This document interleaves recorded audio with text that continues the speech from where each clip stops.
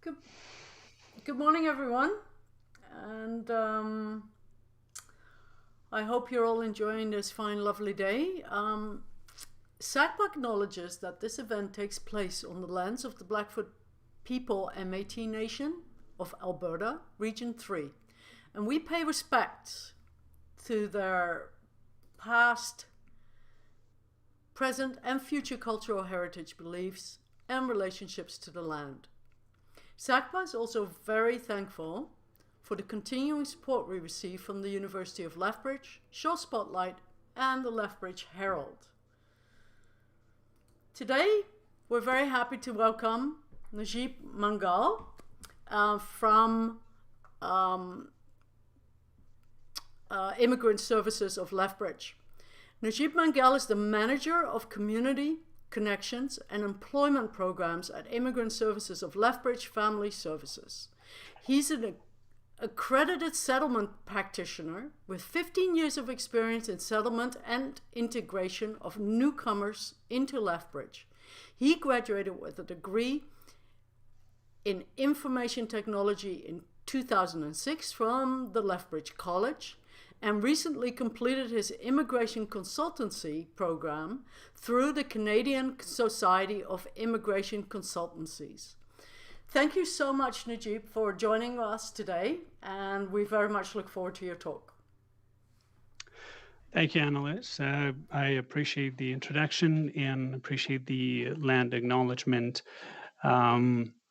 As Annalise said, my name is Najib and I work for Lethbridge Family Services, the Immigrant Services Department. We're a not-for-profit agency funded by IRCC to deliver settlement services to primarily, I would say 70% of our clientele are refugees. So we're going to be talking about refugees a lot, but generally we'll cover all the topics today of immigration, different categories. Again, thank you for the invitation and the opportunity to speak about the topics of immigration, specifically on recent responsible increase to the immigration, discuss different types of immigration categories, and of course shed some lights on the issues of myths and stereotyping of newcomers. And lastly, if we have time, we will touch base on the challenges our newcomers were faced or still facing during this unprecedented time during COVID pandemic. So today's topics for this discussion or info sessions are, I was asked to talk about the recent increase in immigration level plan 2021. But to get to that point, to understand that immigration level plan or immigration plan in the future, it is important to actually shed some lights on immigration in different categories itself, so we have a better understanding, better knowledge of our immigration system totally. So we'll just touch base on refugees and immigrants. Immigrants and refugees, the terms are interchangeably used, and so we'll just discuss that and define what they are and what they mean. Some facts and some myths about immigration, and of course, overall the immigration system, how the immigration system itself is set up in Canada, and how does it work. And of course, we will, during this entire session, we will be focusing a little more on the refugee stream, which is the smallest number of newcomers that are coming to the country. Of course, we'll just go into elaborate on the immigration level plan and explain as to where that increase is happening and what that increase means for the future of immigration and, of course, our economy and our society. And if we have time, we'll talk about the impact of COVID-19, of course, as well. So next, we'll chat about the immigration terms, as I promised that we'll explain those terms. As you know, each year Canada receives tens of thousands of immigrants from all over the world. The country welcomes foreign students, temporary foreign workers, immigrants, and refugees from over 200 different countries. And so, being in the sector for 15 years, um, um, or if you are on social media, people that they misunderstand or those terms, and they kind of interchangeably use it. Let's define them as to who is a newcomer. Newcomers are immigrants or refugees who have been in Canada for a short period of time, usually between 3 to 5 years. Newcomers have access to a lot of services at the settlement agency, like ours, to the language services, in other settlement, basic settlement services. What are immigrants? Immigrants or permanent residents. So this term goes together, immigrants and permanent residents. So an immigrant is someone who has moved from their country of origin or their homeland to another country, for example, Canada, to become a citizen of that country if they wish to do so. Just visiting Canada, even working for a few months, does not make you an immigrant. Immigrants are people who live permanently or they're PR somewhere other than their homeland. So that's a permanent resident. So most of the newcomers that are entering the country through different stream or categories of immigration, they are, um, of course, they're newcomers, they're new, but they're immigrants. And that means they're permanent residents. So they receive their permanent residency here. And this sensitive topic or terms is always used refugees. And who are refugees? Refugees are people needing protection, of course, or escaping. Um, Actually, I will ask analysts to just go to our next slide that explains it a little bit better, and then we'll come back to the third slide. So refugees are one second. I might go to my slide as well that way so I can see. So refugees or people in need of protection are people escaping being persecuted in their homeland. This means that they are, um, if they stay or return to their homeland, they will be at risk of torture, killed, suffer cruel treatment, or worse. Refugee seeks protection in safe countries such as Canada. So, why they're getting persecuted? They get persecuted because they are believe they're from a different race. They believe in a different religion, nationality, or they belong to a different political party, or their gender and sexual identity, or identified as a different gender or sexual identity, or member of particular social groups. So um, these refugees are to a lot of people they're it could be anyone, people of any class, low, moderate, or low income class in any countries. So if you belong to a political party or you are or member of a particular social group, and if you don't agree with the ideology of the regime or a group, then you have to flee to safety. Now, if we can go back to our slide 3, immigration categories. Uh, Now that we know who are newcomers and who are, my apologies. I thought I turned off my phone, so I'll just turn it off one more time. So immigrants, they do not come under one categories into the country. They come under different categories. Of course, we will be elaborating on that in our plan for 2021 and 2023, a refugee settlement plan.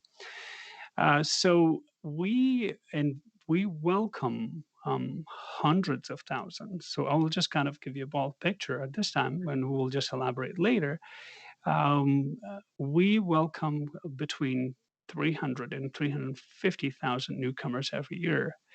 And the primary focus is, of course, federal skilled workers in business class. So these are individuals that are contributing to the economy and the growth of our country. So as you see, immigration categories, federal skilled worker, family class, business class, provincial nominee, and of course, refugees, which is the small amount um, of newcomers, very small amount from those 300,000. We will explain that. So if we go to slide 5, and so in slide 5, you will see that we get this question. Being in the sector for many years, I get this question a lot, and we are asked, do immigrants add value to the economy, or are they a burden on our society? Or they burden the society they join. Well, as I mentioned, I will be talking about refugees a lot, because that's my passion, and that's where I get my fuel and drive from to assist people. Um, we are, as a founding member of UN, we have international obligation to assist refugees, and so our Minister of Immigration put it in a best perspective, and he said our government believes that newcomers play a vital role in our society. 5 million Canadians are set to retire by 2035, and we have fewer people working to support the seniors and retirees. That was our previous minister. And so we will kind of chat about this for a few seconds, and we will move on. So next slide will explain that immigrants and refugee, why are they coming? So that's one of the reasons. So it's not the only reason, but one of the reason. Um, so one, to offset the aging demographics.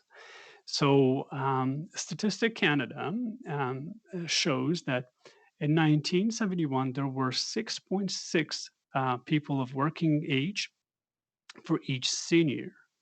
In 2012, that ratio has gone to 4.2 to 1. And by 2036, that's going to go to 2 to 1. So if we are not producing enough children, I would say, our population is plateaued. So how do we offset that? So almost 100% of population growth will be a result of immigration. It stands at this time about 75% of our growth, population growth, happens because of immigration. Immigration, as the minister said earlier, immigration is the only and great tool for economic growth, skill shortage, labor market challenges, and demographic challenges. So I do not believe that immigration will cease in the next decade or two. We are a land of immigrants. It's immigration is not new. We're not new to the immigration either. And so in the next slide, I'll just give you a little bit of fact back again about refugees. So this statistic, so this number was based on stats of 2015. The total at the end of 2015 number of refugee was reached to 65.3 million, or one out of every 13 person on this earth. And so that is 65 million. That's twice the population of, almost twice the population of Canada. So how many refugees do we receive every year? in Canada. Excuse me. Average number of refugee every year to Canada is 25,000. And off of this 25,000, 7,500 of those refugees are government assisted refugees. So if you remember, I spoke about 300 something thousand, and that will be increased to 400,000 newcomers coming through in Canada every year. Only 7,500 of those refugees are government assisted refugees. The remaining number of refugees are sponsored refugees, individuals like you and I, or organization, or spiritual communities. They will be sponsoring those refugees to and they are of course responsible to cover their food, shelter, incidental, and until they are off their feet. And next slide, the refugee system in Canada. How is the refugee system set up in Canada? In um, the Canadian refugee policy is driven by humanitarian values of compassion and fairness. As one of the world's most privileged nation, Canada sees its moral obligation to offer protection to those in need, viewing refugee settlement as an integral part of its responsibility within the international community. So we just don't decide to bring refugees or invite refugees, but we have an obligation, international obligation, as we mentioned earlier. Um, the today's topics are very broad, and we're kind of touching the tip of the iceberg in each different topics. I've been only given half an hour, so I will try to cover as much as I can. And this presentation is jam packed with different topics, so we're going to be jumping back and forth. So in the next slide, let's talk about why not talk about the which is slide 9, multiculturalism myths and facts. And so this will answer some of our questions, and mainly questions that I received from friends, family, colleagues, not colleagues, I apologize, but friends and family. So here's the question. So I will just quickly go through it so we can. Multiculturalism is only about giving special rights to the minority. Multiculturalism is about different cultural groups working together to understand each other points of view. It is not only the minorities, it means that everyone is treated equitably. When everyone is treated equally, it helps the entire community. So it's not about this group, that group. We're all coming from different groups somewhere, somehow, at some point. Multiculturalism allow people to follow the law and rules of their own culture. Excuse me. Instead of the Canadian laws. My apologies, one second.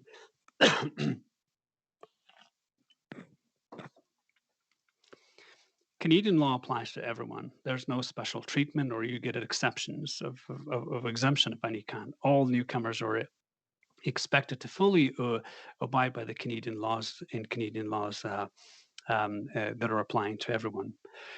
Next myth. Multiculturalism means different cultural groups will stick together and not mix with other Canadians. Incorrect. It can be difficult to adjust to a new culture and language, of course, at first when you first arrive, but welcoming community makes that process way easier. And when people stick together, it is due to the language barrier, lack of opportunity, or discrimination. How do we break down those barriers, and how do we promote cultural harmony? And so that's in our hands. It's not. It depends on how we welcome those newcomers. Multiculturalism is only relevant in big cities when with very diverse population. Multiculturalism is relevant everywhere, just as an important to learn about your own culture. It is important to learn about other cultures as well. And so, for the sake of time, we'll just continue to the next slide because those are there. Uh, and so, how is the immigration system set up.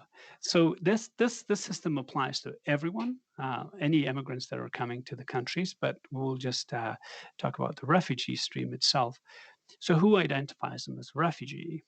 Well, of course, first the country of asylums that they have seeking asylums in. So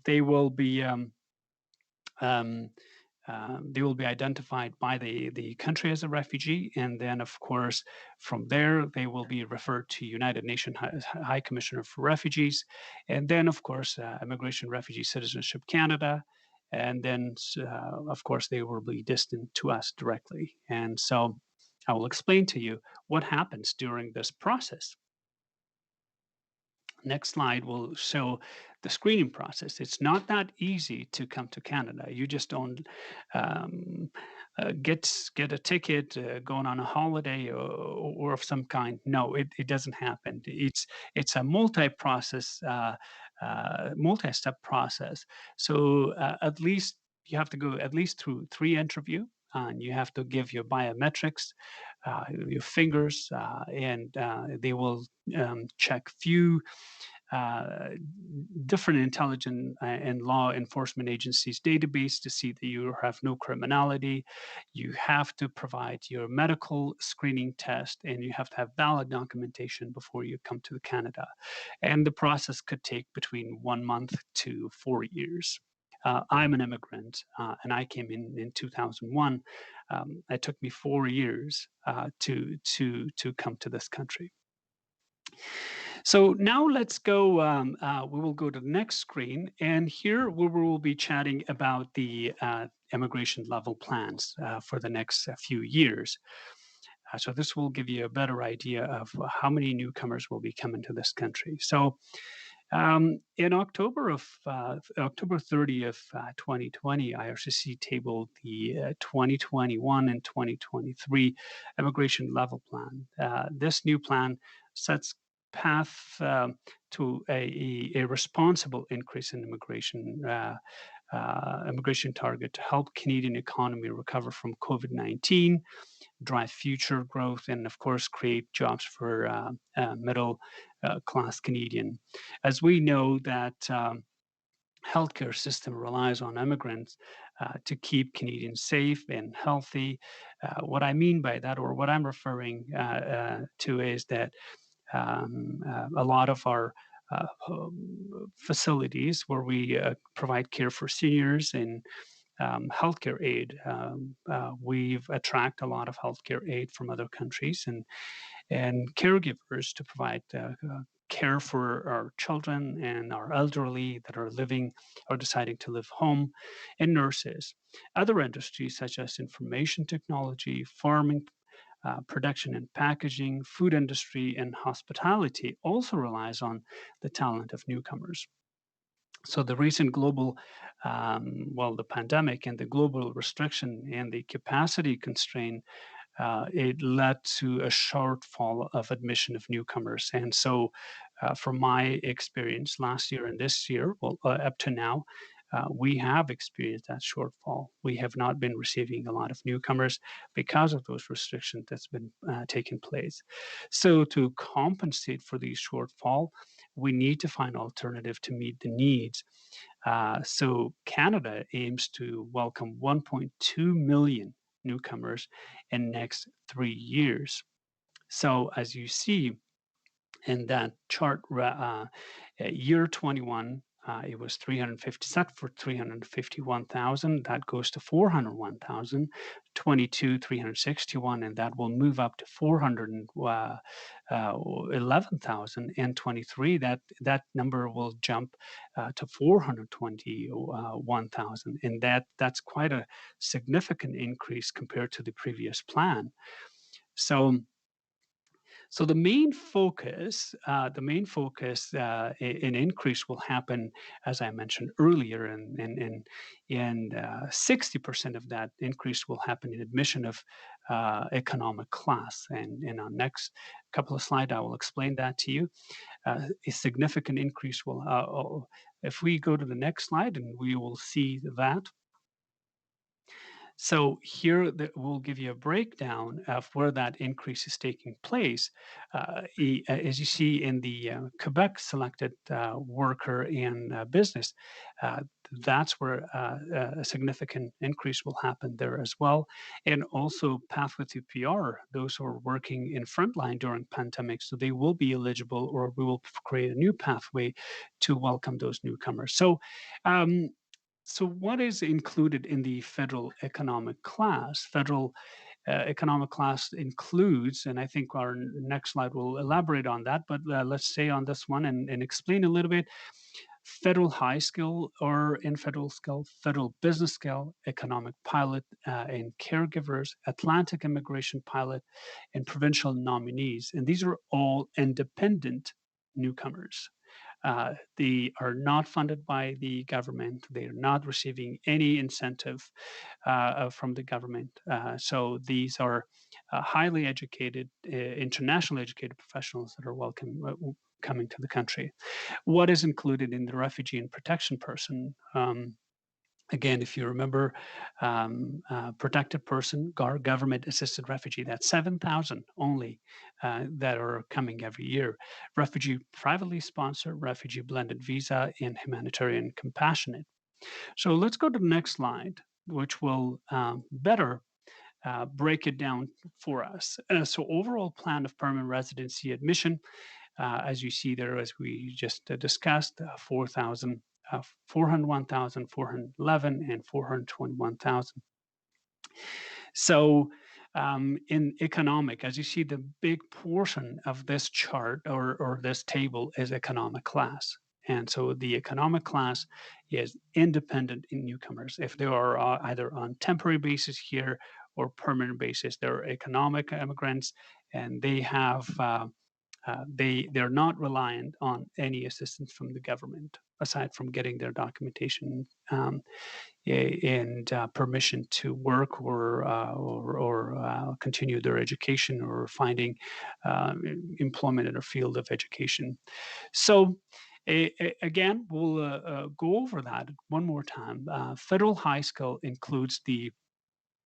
um, includes the federal skilled worker in Canadian economic class, federal business, startup visa, and these are independents and newcomers. They're bringing millions and millions of dollars to the country to inject it into our economy to revitalize it.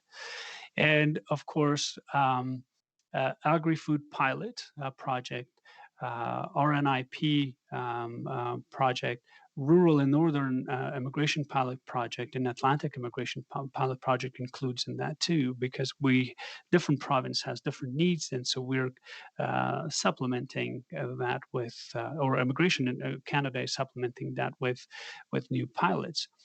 Um, uh, so as you see, the number of total economics are way higher than what we call this family class or refugees. If you look at the refugee stream, of course you see a significant increase there, but that does not include it only the Canadian uh, the refugees that are reliant on the assistance of government is still again only 7,000. So that's the overall plan, and of course, you might have heard about the temporary public policy that recently been introduced.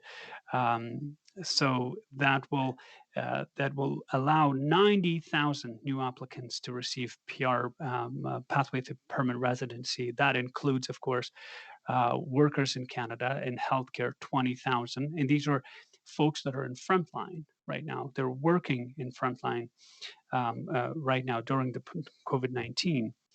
And also, it includes the Workers in Canada Essential Group, which is 30,000, and recent international educated graduates from the Canadian Institution, 4,000. So that's not on here on this PowerPoint, but that's 90,000 newcomers that will be receiving their PR.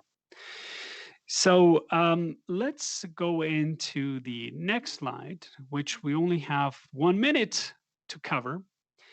Um, uh, do we have time? Yes, sure. Yeah.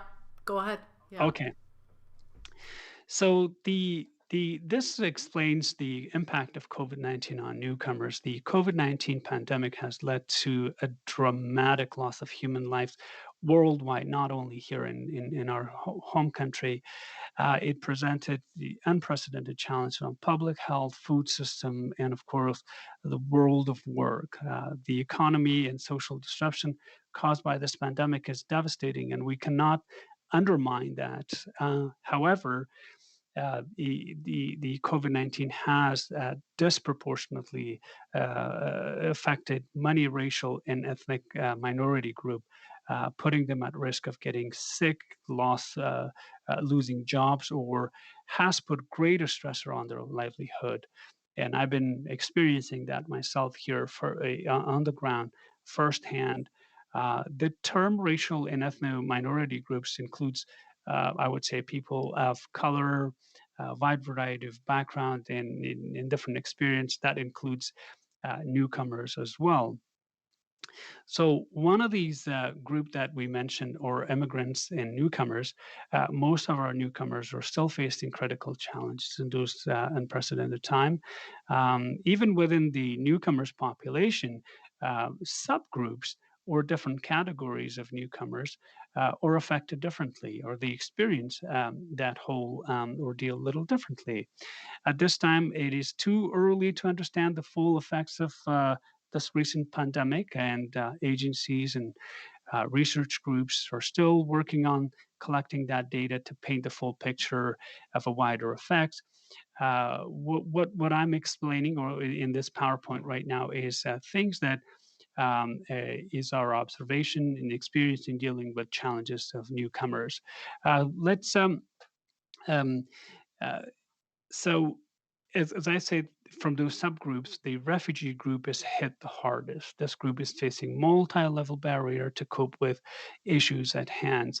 So when they're first in this country, when they arrive first, as you see, they have very little knowledge of the system, if that is healthcare system or law or norms. Most of our refugees do not speak language, or they have literacy, lack of literacy.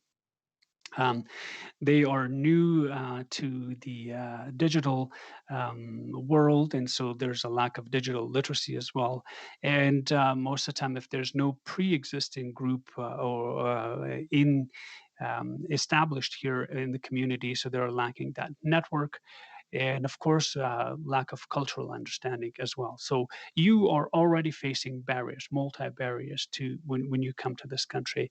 And then with pandemic, you're not able to create networks, you're not able to go to school because you lack digital literacy. And digital literacy is happen, or you learn that at school. And so you are not able to connect with the systems because you cannot access anything in the community. You cannot improve on your literacy because classes are now happening through now online, but you don't have digital literacy. So what happens to that progress, right? And next slide will kind of summarize it a little bit. So what is the broader effect on them? The broader effect with on lack of effect is the lack of support. So they are limited to access their family that are here, that are trying to assist, and they're established, they're trying to help them.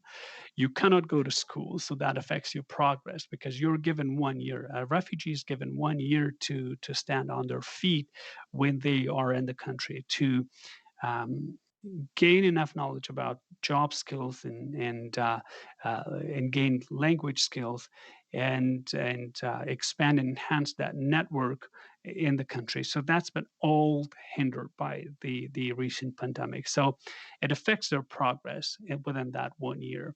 They are not receiving the support that they need to receive to be able to establish themselves. Peers, we have programs that are within the agency that we try to connect them with the community and their peers and volunteers. That whole thing is like a circle, so it's a domino effect. So if you cannot have access to one and you cannot have access to the rest of that. So I think I'm gonna stop there. We went 4 minutes. Um, you need to stop me, otherwise I will just continue with. As you see, what we've done here is we kind of compact this whole thing into one little information session. So if you have any question, um, I will try to answer it to the best of my ability. If not, at least I will ask and say, I will refer you to Immigration Refugee Citizenship Canada to answer some of those questions. Excellent. Wow. Amazing job to compact that all into 34 minutes. Well done. I'll start right away with the question queue. Our first question comes from Knut Peterson. Many thanks for your interesting talk. Can you please touch upon how temporary foreign workers fit into Canada's immigration plans and if TFWs have good opportunities to become permanent residents? A, earlier, I mentioned that Canada is creating pathway to PR for those who are working in frontline during pandemic. So, a temporary foreign workers project started as a pilot project. I would say at least 10 years ago that I have been in the industry. It had its ups and downs, but again, our policies and immigration policies are all driven. Canadian immigration policies are designed to attract more skilled worker that are of of of that class or temporary foreign workers um, uh, to to improve the Canadian economy. So it's driven by needs. If there's no needs, we will not see the temporary foreign worker program in some provinces. I'm going back to the provinces. The program is really driven by provinces and the needs in those provinces. So if I will summarize and say if there's no need, there will be no program. So as long as we have that need to offset the needs or shortage of labor, we'll still have that. Um, um, the program will continue. Okay, our next question comes from Ian Hurdle. Interprovincial barriers for professional and trade qualifications are not easy for Canadians. How can we make it easier for qualified immigrants to have their credentials recognized and integrated? Can you repeat that one more time, please?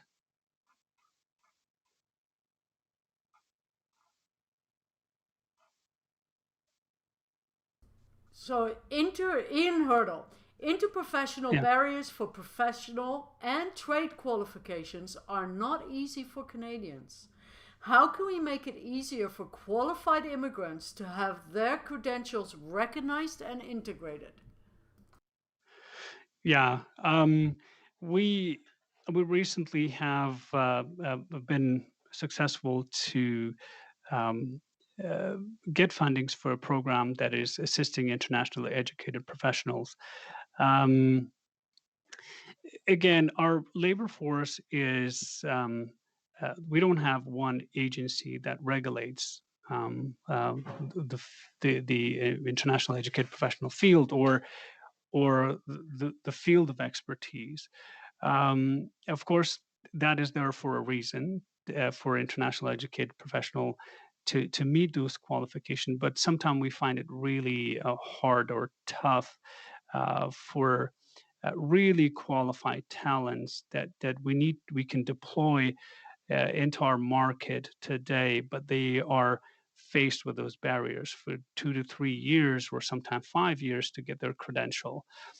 We've been working with IRCC on this, and of course we working with the province as well. But those sectors are or regulated not by only province or federal agencies. They are regulated by the sector itself. So each sector has their own needs and their own criteria or eligibility. I don't have an easy answer. We've always faced the barrier um, of getting our international educated professional education accredited, or at least get the equivalent of what they deserve. Um, but having said that, it is doable. It is doable, and I believe those the barriers that I'm mentioned, or they're in place for a reason to meet the credential and meet the Canadian standards. But in some cases, it's really a hideous process. I don't have any other words for it. I wish there was one agency that we could deal with. We were talking about industries um, that are regulated, wide variety of agents, what I call fields are regulated. So it's not one agency to work with. It's not one group to work with. So and most of those agencies are recognizing, or bodies are recognizing that in finding ways to make that process easier. And we've been successful to work with APEGA, the engineering bodies, and the body of physicians and healthcare providers. So the work is in progress. It's there's no easy answer, and we've been dealing with this for many years. And so, but the good thing is that agencies, the government is realizing that the process is long and the process is complex and multi-level. They are providing the fundings and providing the services through pre-existing agency like ours to provide that program, provide the support to lead and guide internationally educated professionals through the process. Okay, our next question comes from Ian Hurdle. Oh no, I just read that. Sorry, Mark Goodall. Could you say a little bit about the dilemma of those illegal border crossers and why we would not allow them to declare refugee status at proper border crossings instead?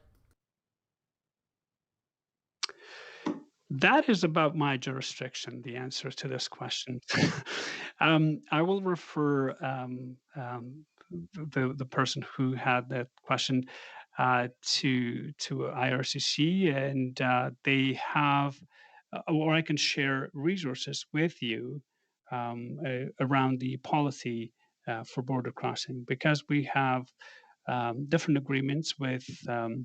In North America between United States and Canada and Mexico, and so it used to be NAFTA, but it's been recently changed by the administration. So under those regulation and policy, there are agreements between those two countries. So again, I will be willing to and share resources with you through um, um, analysts to share that with you uh, to answer the question. Okay, our next question comes from Henning Mendel. Under what conditions can international students become permanent residents in Canada? Under what condition? Um, First, they have to complete their education in the country, and second, they have to. Um, the criteria is that they have to secure or work in that field of their field of expertise, field of education for. There's a criteria, so many years or so many hours, and so forth and so on. And once that eligibility criteria is met, they will be applying for permanent pathway to permanent residency. That is a topic on its own. And for these categories and eligibility, again, so you have to complete the education in the country. Second, you have to secure a job within that field of education or expertise. Third, you apply, and there's numbering system, or and you have to meet that qualification to get invitation to apply for permanent residency. Our next question comes from Laurie Schultz. Does the level of support, financial, language, etc., provided to immigrants vary depending on their path to coming to Canada? Yes, yes. If we go back to different categories, newcomers and immigrants, um, i- if you're coming under the pathway of economic skills, that you are required to support yourself for a duration or period of time to be able to secure a job or have financial means in the country. Um, but services eligibility for service is not different at all. Well, I shouldn't say different, but with for refugee stream, they they get more hands-on assistance and they get financial assistance for short period of time, which is only 1 year. So within that 1 year, while they're receiving the assistance for food, shelter, and incidental, they will be working with the agency to avail themselves for uh, jobs that are available and avail themselves to learn, acquire language proficiencies, uh, and and so once they're ready by the end of the year, a good percent of them they will be moving towards that path of independency, but services that are offered through settlement agency that are funded by IRCC, they are free of cost, and there's no eligibility criteria. As long as you are a permanent resident, you're holding that status of permanent residency, the level of service is or access to the service is the same. Okay. Our next question comes from Trevor Page. Approximately how many complaints of racism have you received from the refugee community in Lethbridge? And what action do you take on these complaints? Um, we we do receive complaints, and um, not a lot of complaints. I would say most of those complaints happens or um, uh, anything to do with racialized complaints. Then it happens in workplaces that we where we place our newcomers into entry level jobs um, um, or from their peers at work and so forth. So how do we address it? The address is usually we directly through the employer if we can. Also, we are uh, working with the city as well. We're part of their committee. On racial and discrimination in the community. We also are working with the local police services as well to address that. We also have a complete different department that is dealing on that level. I wish I had a specific answer, but we are either directly dealing with where uh, the incident happens on the community level. We deal with the city and through our partners and through our stakeholders in the community. We're part of the committees that are dealing with those matters, and also we're dealing with the local police services as well. Okay, our next question comes from Ivan Gomez. Um, Hi, I have a few questions. Where can I see the networking, volunteer, and job opportunities that you post? They use the word pretend, but I'm assuming they mean the word intent. So I'm going to read it as intent. I intend to arrive in Canada this August at Lethbridge, to be specific. Yeah. Um, so I'm assuming this person is outside the country and they're trying to move to the country. Am I correct? Okay. It So seems like that. Yes. Yep. yes. So my we we are the only settlement agency aside from flexibility learning system that are assisting or providing employment services for different category of newcomers and of course language skills. So those networking opportunities are uh, within our agency. Actually, I manage the team and I manage the program. So um, find Lethbridge Family Services, and and if you call that number or go to our website lfs.ca, there will be a contact number or contact person to connect with, and they will guide you through there. Okay, I've just put your first slide up for them so that they can see that slide with your Yeah, number, or at least your name. Yeah. yeah. Okay. All right. Next question comes from Mark Goodall. I guess this is a repeat of the first question, but I don't think Mark and Kenneth feel that you addressed it in the way that they wanted more information, I guess. So, how easy is it for temporary foreign workers to apply for permanent residency?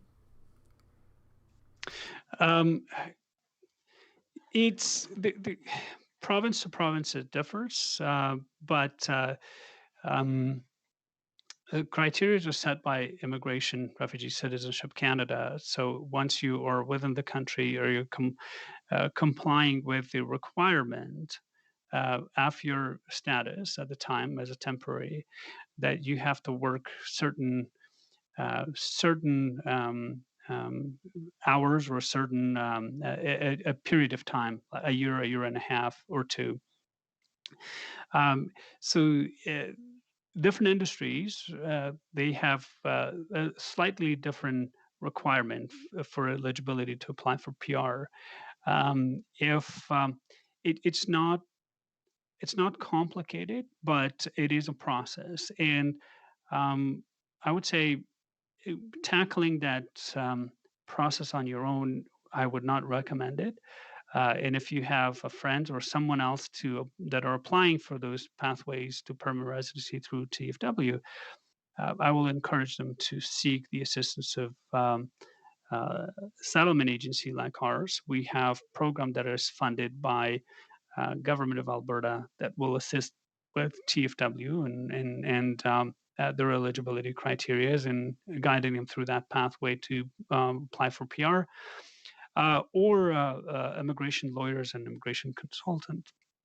Um, it, it is doable, but it's a multi-level process. So um, Okay. to me, it's easy. To me, it's easy. But for someone who is never been in the industry or sector, I've never dealt with the application, never dealt with the government policies, I would find it hard. So, um, second opinion or reaching out to assistance. Okay.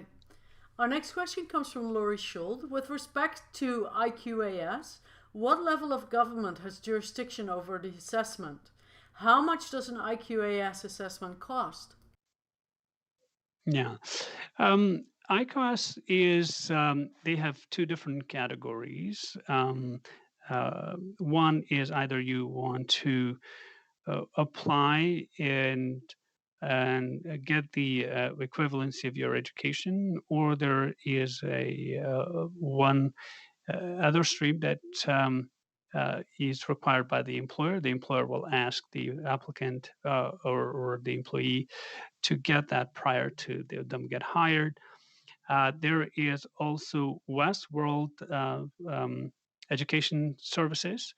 They are also dealing with internationally educated professionals before coming to the country. So they will, most of the time, applicants are required to submit their credentials to the agency, and they will be accredited before, because that is a requirement for the application itself. So um, it's the IQAS is between $200 to $300. I don't really, I haven't had a recent experience with them, but so is West. They're not expensive. Once you are getting your accreditation from um, once you're getting your accreditation from the regulatory body or following the regulatory body process, uh, that's where the cost is high. To actually um, certify education or get accreditation of that, it's not well, if you don't have the funds or the means, you $300-400 to $500 is a lot of money. But the accrediting body, uh, their requirement is complex, and that's where if applicants are asked to either upgrade or supplement some area of their education, then of course that's where the cost will incur most of the time. Yeah. Okay. Our next question comes from Knut Peterson. Are you aware whether or not the refugee flow to Canada from the US has slowed down since Joe Biden became president? I am not aware of that. No, Okay. the refugees that we're dealing with or we're receiving is they are directly distant to Lethbridge through UNHCR through IRCC to a final destination. So, if you asylum seeker, we do have a program for them. Um, uh, but Manitoba in Saskatchewan or the provinces that are actually dealing with the flow. But no, I don't have the recent numbers or stats if they have increased or decreased. Again, I can find that information and share it with you if you need to. Okay. Our next question comes from Bridge City News. In your opinion, do you think the immigration level plan is enough to help out immigrants coming into the country? And how will that impact Lethbridge Family Services going forward? Um, if it is enough, I would say that will be to IRCC because they're working based on stats and based on needs of different communities or allocating resources to a different category of immigrants. Um, to offset the recent shortage, I think it's the appropriate step in the next couple of years because um, most of our industry are reliant on the skills that we're attracting from overseas. Um, the effects will be is um, um, we are always in communication with our funders and they share information with us and stats and the flow of newcomers to different jurisdictions. So um, we were hoping that we will be ready for the flow of newcomers in upcoming years, and we do recognize the needs for different categories, and we're adding services to meet that need and that gap within the community. Um, so um, we we have the resources to deal with that new flow currently. Again, we are always in communication with the funders. If we are seeing something coming down the pipe, and we're always in open communication with them. That will affect our services or level of services. Okay. Our last question today comes from Bev Mundell. At what point are immigrants covered by Canada's healthcare system? If not immediate upon arrival, who pays for their healthcare? Um, the the categories that we mentioned in our first portion of the session, uh, as if you're a permanent resident, you enter those categories. You're automatically covered under the healthcare system. If you are asylum seekers, um, a refugee that are crossing through the borders, they will receive um, uh, interim federal health, a temporary health coverage that is covered by the federal government for duration of their application process. And once they become permanent residency, or if they've received confirmation of permanent residency, they will be eligible to apply for provincial health care. Okay, that was all our questions in the queue. Before we end the live stream, do you have a take home message for our viewers, please? Um, yes. What communities uh, have to come together. It's not only a job of an agency to settle newcomers. It's not a job of a group of people to settle newcomers. Immigration is not too new to our country. And how do we create inclusive and welcoming communities to welcome newcomers by isolating them or um, alienating them will not help either them or our communities. So um, I always, in the community, I seek the support of community. Without the support of community, we will not be able to successfully settle newcomers. Um, if we have needs, if a government is telling us that there is a wide need for to fill the shortage of labor in our communities, then we do need newcomers and immigrants. So to better settle them is to welcome them, to guide them, show them, teach them, help them through the process.